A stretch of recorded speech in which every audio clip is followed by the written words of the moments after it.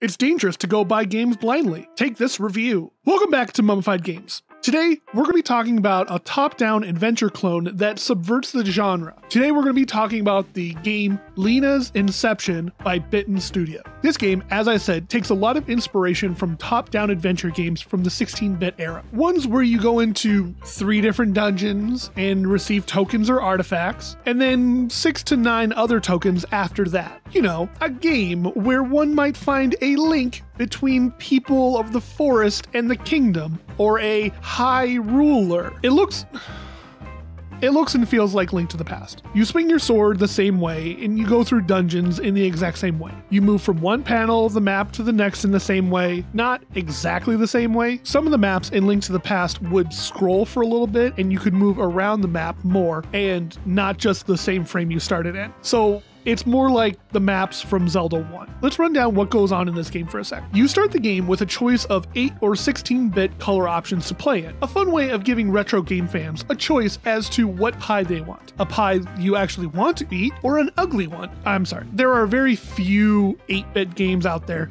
that really give me that, yes, this is retro art that I need in my life, compared to the hundreds of 16-bit games that took a mile when the developers were only given an inch. So naturally, I picked 16-bit. There are some different modes that you can run through that the game gives you. Boss attack stages, harder 3 heart runs, and a ton more options to change up the difficulty. For the purpose of this review, we stuck to the narrative mode. The story starts off with a female teacher running a classroom. You grab a broken ruler and not the large black scythe in your back room. Okay. And then you take a step outside, where you see that a glitch cloud has covered your school. Your students are now trapped inside, their fate unknown. The way some teachers I know would honestly prefer it. Oh no, my students are trapped inside a bubble and there's no way of rescuing them. Well, time to go on an epic quest that'll take me on an epic journey all across the country. Could be a couple of weeks until I get back. Okay, bye! After meandering around all the areas fenced off by your lack of being able to cut bushes with your broken ruler, a nice and obvious way that the developer is doing with limiting your travel and where your character can access with their current abilities. Eventually making your way to the Elder's house, where you'll see that he's dead and his blood is written in the words, "It's dangerous to go," a nice nod again to the inspiration in this game. You quickly deliver the package to the hero Lance. Again, nice alliteration. When you try helping the fated hero learn how to use the new sword and set him up on his travels to go save the kingdom, he's killed by a random glitch ghost, and it's up to you to take over the mantle of this kingdom's hero. So now this task is thrust upon you, and you venture deeper into the dungeon. Start taking out monsters and the boss at the end. Like I said, a lot of Zelda stuff is going on here. Fated heroes, a number of weapons and items you have to find, gathering relics protected in a dungeon all over the kingdom, and things that we know and love from other games. The fun of this game, or more accurately, what keeps this game feeling fresh and not just a Zelda clone, is the glitchy happenings in the game. This game is corrupted and warped in a certain way. It's hard to tell if this is the big bad's doing or something a higher power might be doing. I say that because there's a plot line that this evil banker has foreclosed on the kingdom and now the prince is in the dungeon and you need to go stop them. But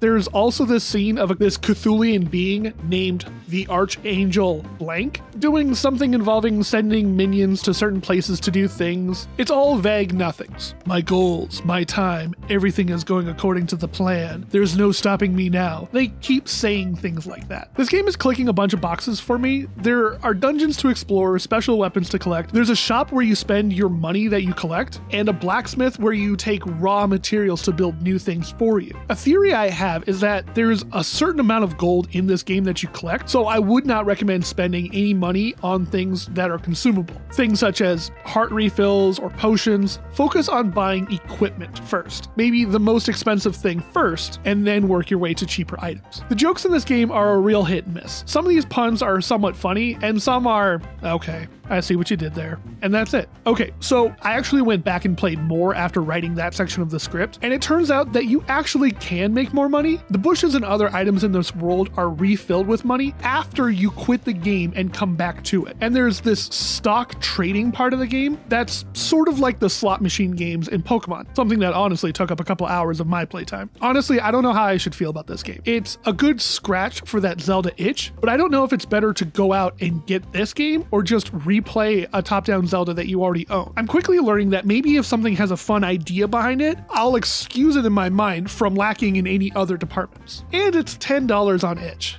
I don't know if I'd go out and get this. Just because it feels like Zelda doesn't mean I should ignore that maybe I'm not having fun. It's like someone famous wearing a jacket and then someone else comes along wearing the same jacket and thinking that they're cool. Maybe it's just the way I play, where I have to sweep out a whole level before moving on. I have to investigate the whole thing, and that takes time away from the combat or the story or other parts of the game that don't involve me, or any other part of the game that doesn't involve melting ice and cutting down all the bushes. Like I said, I'm sort of double thinking this now, and I'm lost as to whether or not I need to recommend this game or not. Search your own heart and come to your own conclusions. If you like Zelda clones and you enjoy games like this, then maybe check it out if it's on sale. If you did play this game, let me know what you thought. Why did you like it? If you haven't played this game, what other top-down retro RPGs are out there? Or if you have another game that you would like to recommend, let me know in the comments. In the meantime, it's time to get up, down, gotta move left, right if you want to be a star. You all do the YouTube dance. Like, sub, bell, comment, tell your friends, and reminder, keep digging. We'll make it out someday. See you in the next one.